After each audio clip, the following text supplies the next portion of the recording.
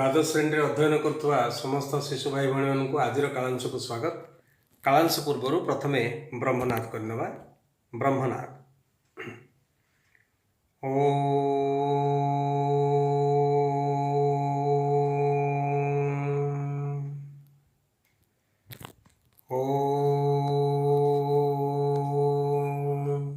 शांति शांति शांति स्वस्थ।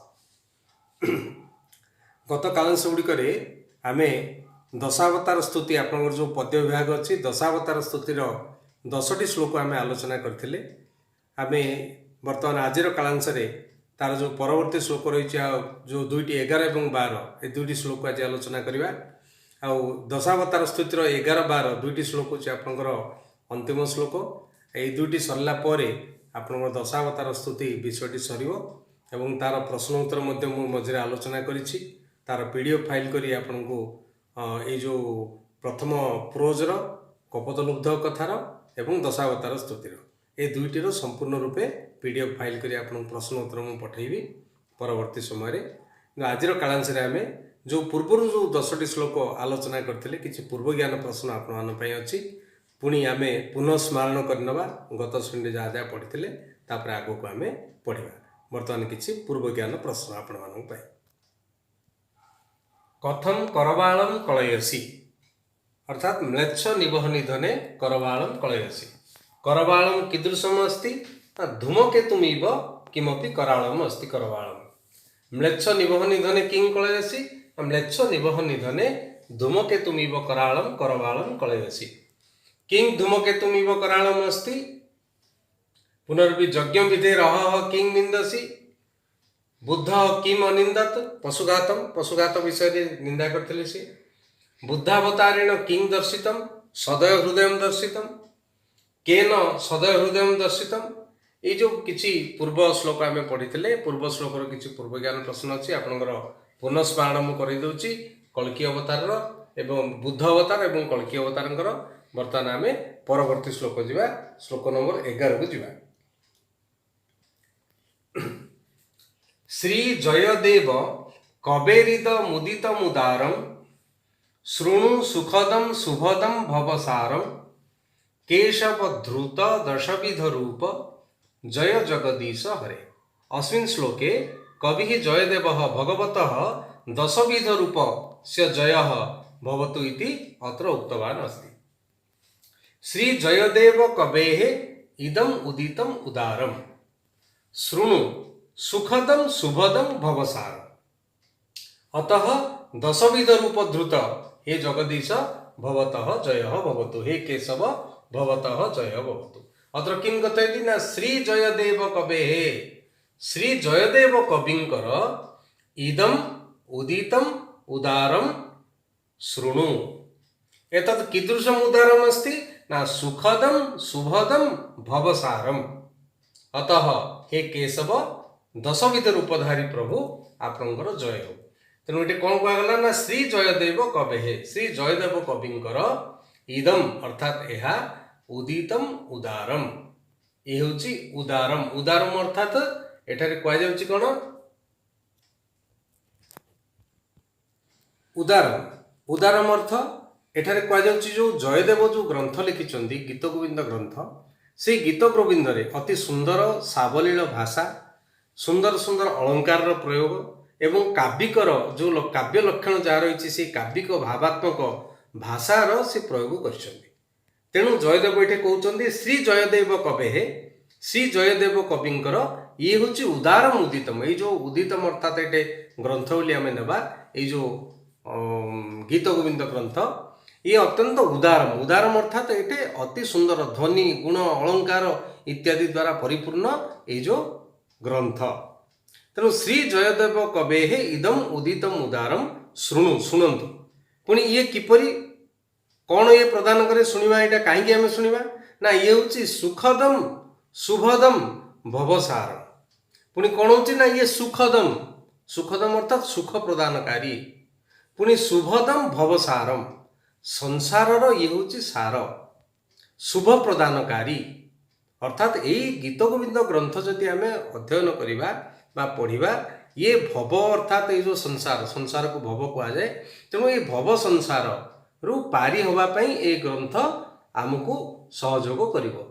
जेमती कि शंकराचार्य को शिष्य पचारि जे अपार संसार समुद्र मध्ये सम्मज्जतो मे शरणं किमस्ति गुरो कृपालो कृपया अवदयितत् विश्वेश पादाम्बुज दीर्घ नौका। अर्थात शिष्य जत्र पचारा ये अपार संसार रु मते रक्षा करिवो किए, मोर शरण बा कौन अच्छी। सेतेबेले शंकराचार्य गुरु कहउचंदी शिष्य को जे हे शिष्य विश्वेश ए विश्वर ईश प्रभु भगवान से पादाम्बुज दीर्घ नौका तांकर पाद पद्म होची दीर्घ नौका सदृश। तेणु ये जो संसार अपार संसार भव संसार भितरे आमे बुड़ीकी रहीचे। तेणु ये भव संसार रु पार हवा पई ए ग्रंथ सुख प्रदान करे एवं शुभ प्रदान करे। जेहेतु अति सुंदर भाव में विभिन्न प्रकार छंद अलंकार द्वारा सुंदर शब्द द्वारा संयोजना द्वारा ये आमको कौन सुख प्रदान करे एवं शुभ मध्य प्रदान करे एवं ये संसार रु रक्षा पाइबापी यही ग्रंथ आमको सहयोग करे। आम भितरे से भगवान प्रति सब ईशभ्र माने भक्ति प्रेरणा आम भितरे ये जोगाए। तेणु कवि कहले जयदेव कवे हे इदम उदितम उदारम शृणु शुण शुभदम सुखदम भवसारम। हे केशव दशविध रूपधारी प्रभु द्रुत दशविध रूप दशविध 10 प्रकार रूप धारण करथिबा हे प्रभु आपणकर जय हो। ए कथा ए श्लोक रे कवि जयदेव कहिसंती। बर्तमान ए श्लोक को देखिले श्लोक होला कौन श्री जयदेव कवेरिदम उदितम उदारम शृणु सुखदम शुभदम भवसारम केशव द्रुत दशविध रूप जय जगदीश हरे। यार बर्तमान आम संधि इत्यादि आलोचना करिबा। संधि होची कवेरिदम कवे युक्त इदम कवेरिदम उदितम उदारम कवे इदम उदितम उदारम ये होची संधि। सेपरि यार सकाळ विभक्ति रही कवे संबंधे षष्ठी इदम कर्तरी प्रथमा उदारम सुखदम शुभदम भवसारम एटे भवसारम ये भवसारम पढ़े भवसारम कर्मणि द्वितीया केशव जगदीश हरे संबोधने प्रथमा। देखिले सकाळ विभक्ति कवे समन षष्ठी पुणी इदम कर्तरी प्रथमा उदारम सुखदम शुभदम भवसारम कर्मणि द्वितीया केशव जगदीश हरे संबोधने प्रथमा। बर्तमान अन्य व्याकरण विषय देखा। समास देखु श्री जयदेव कवे श्री जयदेव नाम कवि तस्य मध्यपदलोपी कर्मधारय उदितम उदारम कर्मधारय सुखदम सुखम ददाति इति उपपद तत्पुरुष शुभदम शुभम ददाति इति उपपद तत्पुरुष भवसारम भवस्य सारम षष्ठी तत्पुरुष। बर्तमान आम श्लोक 12 एवं दशावतार स्तुतिर अंतिम श्लोक आलोचना करिबा। वेदानुद्धरते जगन्ति वहते भूगोल मुद्बिभ्रते दैत्यम दारयते बलिं छलयते क्षत्रक्षयं कुर्वते पौलस्त्यं जयते हलं कलयते कारुण्यमातन्वते म्लेच्छान् मूर्छयते दशाकृति कृते कृष्णाय तुभ्यं नमः। अंतिम श्लोक रे भगवान 10टी जो रूप रही से 10विध रूप को एठारे कवि शेष में वर्णना करछंती। कौन कहते ना वेदानुद्धरते ये देखो अच्छी कृष्णाय तुभ्यं नमः। तेणु हे कृष्ण तुमको नमस्कार। तेणु जेहेतु ये नमः लगी तेणु ये जिते पद सब अच्छी सबुड़ चतुर्थी विभक्ति भितर रखा जाए। तेणु देखो ये कहगला ना वेदानुद्धरते वेदानुद्धरते अर्थात वेदान उद्धरते वेदों मानू उद्धार करुवा से ही आपण देखो वेदान उद्धरते उद्धरते कृष्णाय तुभ्यं नमः। तेणु ये सब कृष्णाय तुभ्यं नमः को लेकर सब वेदान उद्धरते तुभ्यं नमः जगन्ति वहते तुभ्यं नमः भूगोल मुद्बिभ्रते तुभ्यं नमः दैत्यं दारयते तुभ्यं नमः बलिं छलयते तुभ्यं नमः क्षत्रक्षयं कुर्वते तुभ्यं नमः पौलस्त्यं जयते तुभ्यं नमः हलं कलयते तुभ्यं नमः कारुण्यमातन्वते तुभ्यं नमः म्लेच्छान् मूर्छयते तुभ्यं नमः। हे दशाकृति कृते कृष्णाय कृष्णंग तुमको नमस्कार। बर्तमान देखो कहगला कौन ना वेदान उद्धरते, वेदान उद्धरते, वेद को उद्धारण करथिबा सेई कृष्ण को नमस्कार। वेद को उद्धारण करछन्ती कोथरे मत्स्य अवतार रे। तापर आसला कौन ना जगंती बहते, जगत निबहते, अर्थात ये जगत को आपण भार रूप में धारण करछन्ती, अर्थात कच्छप अवतार धारण करथिबा कृष्ण आपण को नमस्कार। सेपरि भूगोलम उद्बिभ्रते, भूगोलम गोलाकार पृथ्वी को उद्बिभ्रते आपण धारण करथिले, निजर दशनाग्र रे दंताग्र रे धारण करथिले, तेणु एटा हला शुकर रूप बा वराह अवतार धारी कृष्ण आपण को नमस्कार। सेपरि दैत्यम दारयते, दैत्य माननकु दार करछ, अर्थात दारयते अर्थात दैत्य माननकु निधन बा आपण दैत्य माननकु दलन कर दैछन्ती, अर्थात एटा होछि भगवानकर नरसिंह रूप, नृसिंह रूप, नृसिंह रूपधारी कृष्ण आपण को नमस्कार। सेपरि बलिम छलयते, बलिं को छलना करिथिबा सेई कृष्ण आपण को नमस्कार, अर्थात एटे वामन अवतार। सेपरि क्षत्र क्षयम कुर्वते, क्षत्रिय मानकु क्षय करिथिबा कृष्ण आपण को नमस्कार, क्षत्रिय मानकु क्षय करिथिबा अर्थात एटा होछि परशुराम अवतार। सेपरि पौलस्त्यम जयते, पौलस्त्य अर्थात रावण, रावण को जय करिथिबा सेई कृष्ण तुमको नमस्कार, अर्थात एटे राम अवतार आसला। पुणी हलम कलयते, हल को धारण करथिबा, तेणु ये हलधर रूप भगवान बलराम रूप एथिरे कहगला, तेणु हलम कलयते कृष्णाय तुभ्यं नमः। तापर आसला ये कारुण्य मातन्मते, अर्थात समस्त प्रति जो कारुण्य भाव दया भाव प्रदर्शन कराइथिबा से प्रभु आपण को नमस्कार, अर्थात ये आसला बुद्ध अवतार।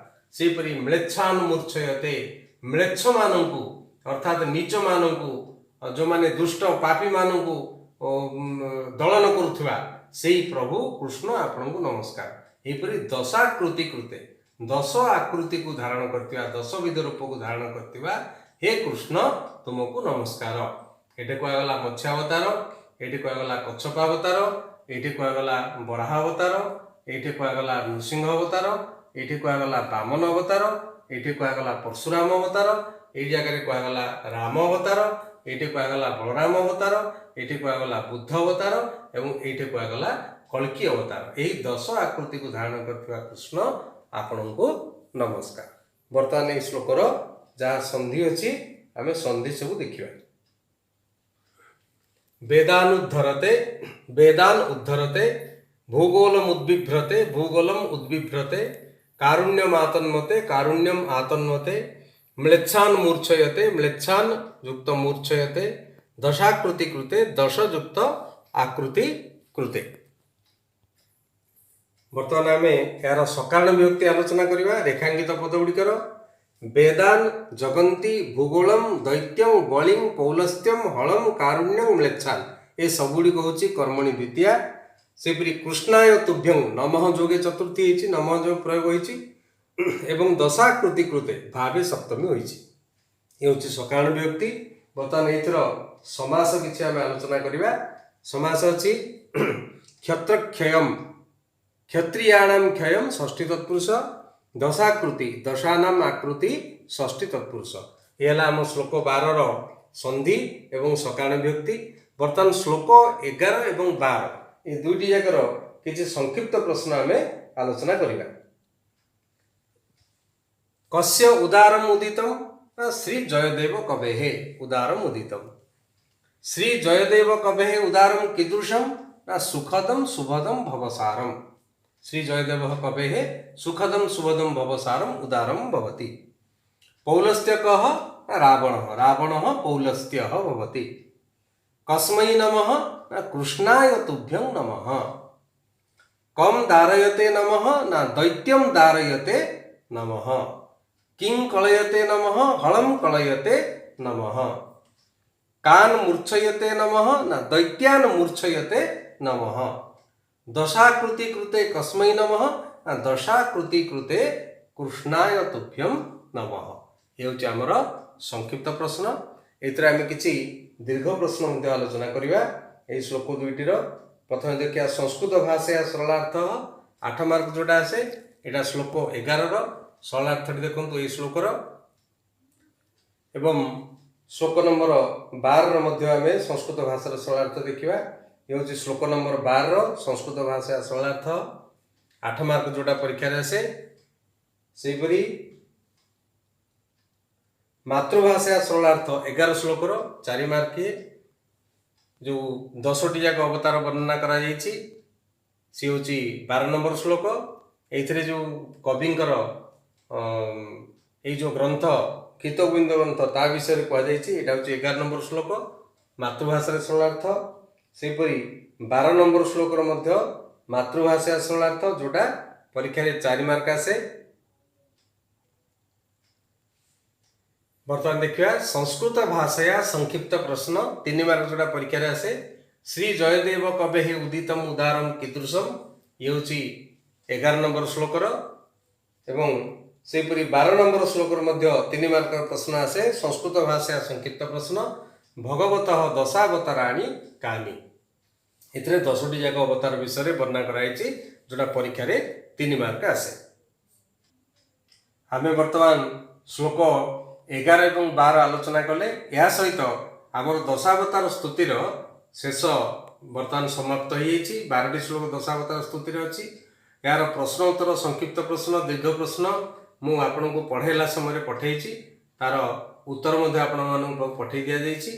पुणी यही श्रेणी जहाँ पढ़ाई तार आपण फोटो कॉपी पठेदेवी और शेष में जो कही मु कपतलुब्ध कथा और दशावतार स्तुति ये दुईटी जाकर जहाँ प्रश्न उत्तर अच्छी और किसी व्याकरण ये सब मु PDF फाइल करी आपण सब पठेबी। आशा विश्वास आपने खातार सब लिखुवे।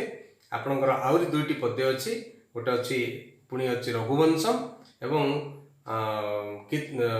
गीता सौरभम जोटा अच्छी तेना आउ 2टी विषय आपंकर रही। बर्तमान आप गोटे पद्य सरला और गोटे पद्य गद्य संपूर्ण सरी जाइए। परवर्ती श्रेणी में पुणी आपंकर अन्य गद्य कि अन्य पद्य आरंभ हम आ पर्यंत मैंने बर्तमान आसंता श्रेणी में आम आलोचना करवा। एति रोचे धन्यवाद।